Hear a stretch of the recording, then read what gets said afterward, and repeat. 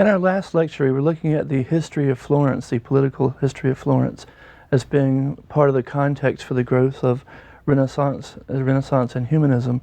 And I'm going to say a few last things about Florence here in the beginning of this lecture, and then we'll take a look at a few of the other major Italian powers during the Renaissance period and look at their political situations and economic situations and how they also helped to foster Renaissance culture.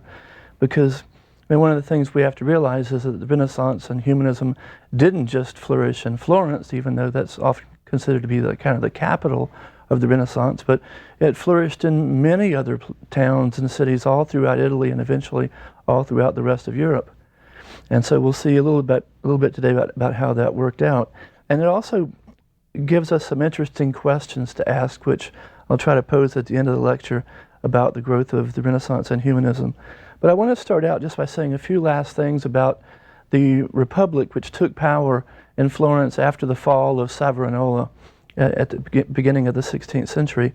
You'll recall from last lecture that Chancellor Piero Soderini and his close aide Niccolo Machiavelli were instrumental in setting up and ruling this republic, and it was a much broader and more participatory form of government, or form of the Florentine governmental system, than had been around in quite a long time. The government was more democratic, if you will, but maybe participatory is a better word, than it had been under the Medici, or really even under the Albizzi. So you have to go back almost to the Ciampi period to find a period of as much and as broad a participation in government.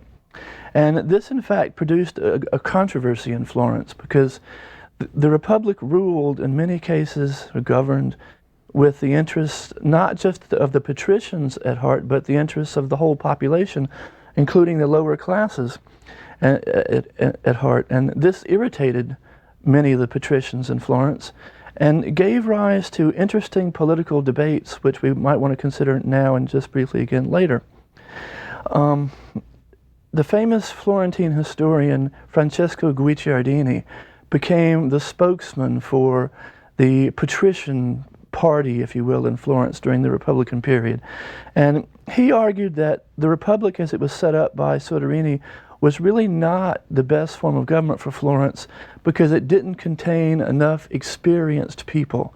And according to Guicciardini, it was the patricians who had this political experience, and they who should be really in charge of the government and running things, because they knew the history of Florence, they knew the traditions of Florence, and they could better govern the city. On the other hand, Machiavelli and Soderini argued that no, in fact, a republic was the best possible form of government, and just like the one they had set up, and despite the fact that there weren't as many patricians in it.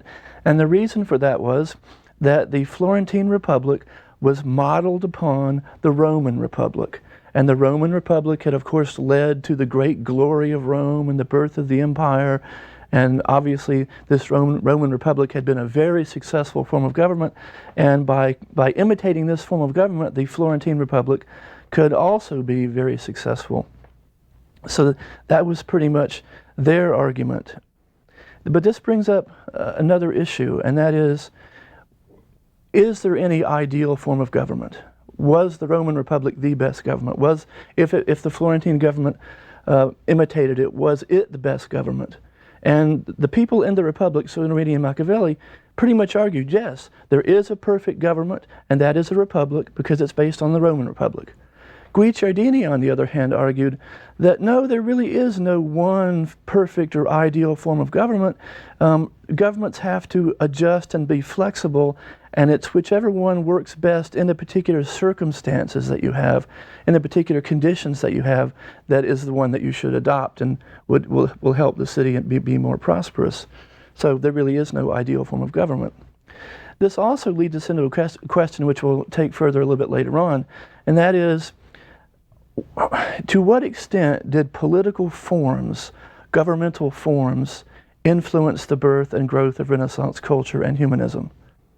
Now, in Florence, you could easily make the argument that the broad participatory government in Florence and its republican form throughout the years, even during the Medici to a great extent, promoted the growth of civic humanism and the need for civic education, and therefore the birth and growth of the Renaissance.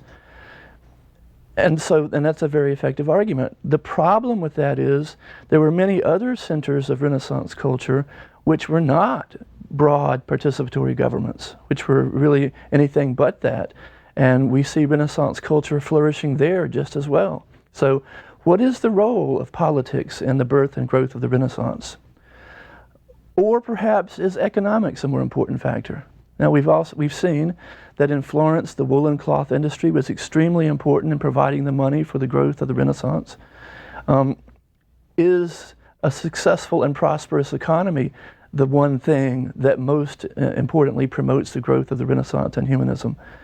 I think Cosimo and Lorenzo de' Medici probably thought that peace and prosperity were the most important thing behind the growth of the Renaissance. And in these other cities we're going to be looking at in just a second, you'll see that their economic prosperity also made them centers of Renaissance culture. So we'll turn next, after this brief look at Florence, we'll turn next to the city of Milan. And we'll look at the structure and history of Milan during the 15th century, essentially, late 14th and 15th century. Milan was a big city. It's one of the three most important cities in all of northern Italy, along with Florence and Venice. Like Florence, it was an industrial city, but it wasn't an industrial city based on the woolen cloth industry. And this made it a little bit different because in most cities across Europe at this time, the major industrial sector was woolen cloth because that produces clothes and people need clothes.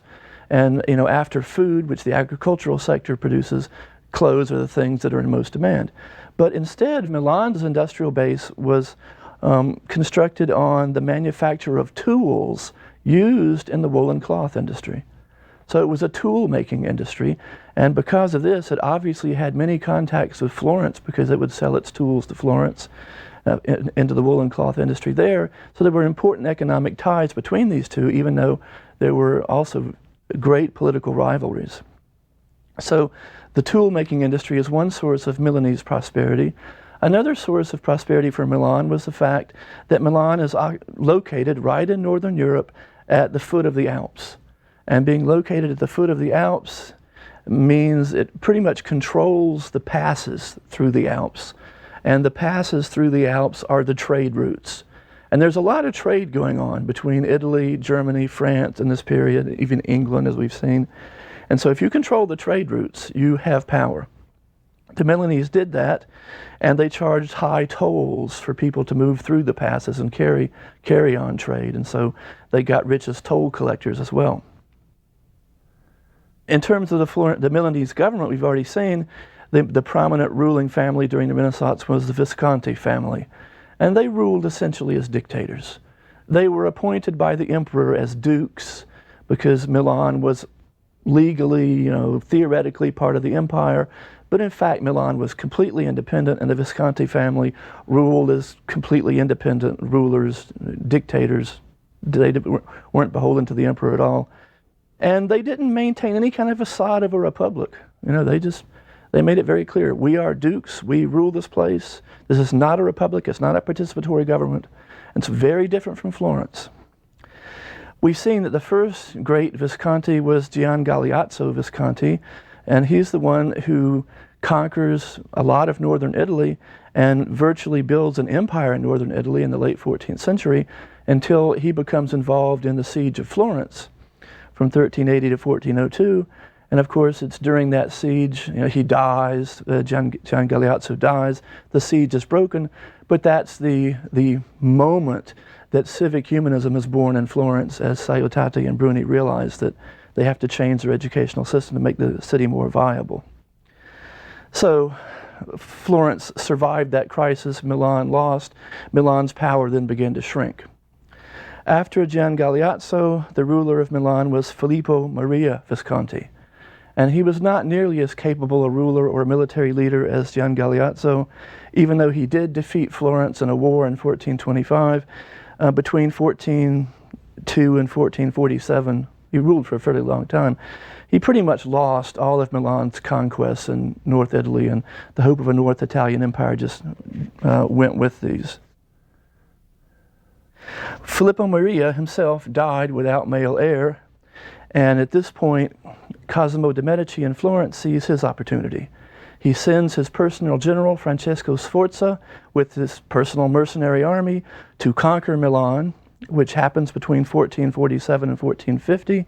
And Sforza is installed by the Medici and by this conquest as the new ruler of Milan.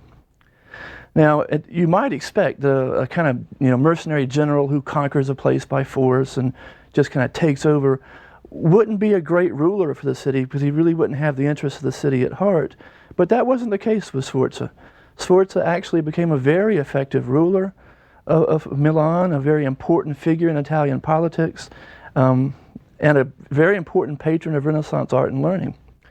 We know that right after he was installed, he signed a peace treaty with Florence, which guaranteed peace and prosperity between these two cities. We also know from the last lecture that he was part of the Peace of Lodi in 1451, which was a northern military alliance designed to maintain the Italian balance of power. So there again, he's thinking, probably with a lot of advice from the Medici in Florence, he's thinking about the larger diplomatic situation in Italy, and he's thinking about how to make his city more prosperous. He also does not ignore the economic side of things because he realizes that while the economy of Milan is prosperous, it can always be improved and things can always happen. And so he takes measures to improve the Milanese economy. For example, he introduces the cultivation of rice in the Po Valley. And that was a really new thing for Italy. He also brings in mulberry trees and introduces silkworms and starts a silk industry. And that's very interesting because what it shows is Milan does not want to get into the business of being a competitor in the woolen cloth business with Florence and other cities because they couldn't really ever catch them in that area. But the silk industry is another thing. There were silk merchants in Florence as well, but silk is a very high value thing purchased only by wealthy people. It's a luxury industry. It's not a high volume industry, and therefore it didn't occupy huge sectors of the economy in Florence or other places. And so he sees silk as a way to make the Florentine economy more rounded and more prosperous. As I mentioned before, Sforza also was a terrific patron of the Renaissance art and learning. He brought Leonardo da Vinci to Milan. He had the Last Supper painted there, all sorts of important contributions as a patron of the arts. He was followed as ruler by Ludovico Sforza, his son, also known as Il Moro, or the Moor, because he was very dark complected, apparently. And Ludovico ruled from 1476 to 1500. He continued to foster Renaissance culture in Milan, and Milan does in fact become a major center of the Renaissance. Unfortunately, it's Ludovico who's in charge of Milan in 1498 when Charles VIII of France invades Italy, and Milan is the first city in Charles's path. Charles's French army, as we mentioned before, was a much more effective military organization than anything in Italy at the time.